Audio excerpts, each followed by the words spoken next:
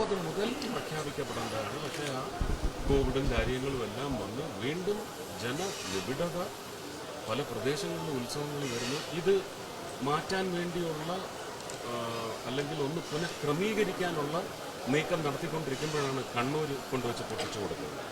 ഇത് നമ്മൾ ജനങ്ങളോട് ഒരു പൂരത്തെ സ്നേഹിക്കുന്ന എല്ലാവരെയും സ്നേഹിക്കും.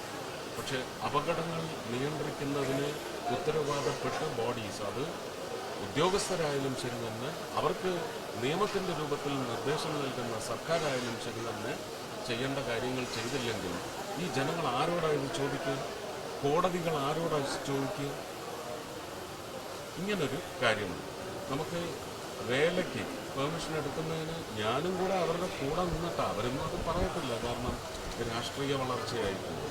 അല്ലെങ്കിൽ ഗിരീഷും രാജേഷും പറയട്ടെ, ഹൈക്കോടതിയിൽ എന്തൊക്കെയാണ് നീക്കങ്ങൾ നടത്തിയത്, അതിന് സുപ്രീം കോടതിയിലുള്ള വക്കീലന്മാർ എത്ര പേർക്കാണ് അതിനകത്ത് പിന്തുണ ഏകാനായിട്ട് ടെക്നിക്കലായിട്ടുള്ള പിന്തുണ നൽകാൻ സാധിച്ചതെന്ന് അതവർ പറയട്ടെ.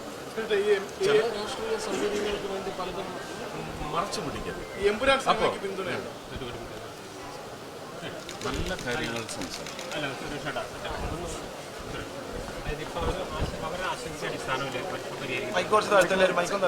മാഗസിൻ എന്താണെന്നുള്ള ഡിസ്ക്രിപ്ഷൻ കോടതി ചോദിച്ചിട്ടുണ്ട്. അതിനെക്കുറിച്ച് അവർ പറഞ്ഞു. കോടതി എന്താ പറഞ്ഞിരിക്കുന്നത്?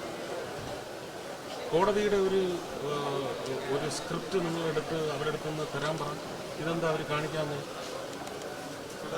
The notification contains substances which are unreasonable and unacceptable എന്ന് ഹൈക്കോടതി പറഞ്ഞിട്ടുണ്ടെന്ന് നോക്കുക.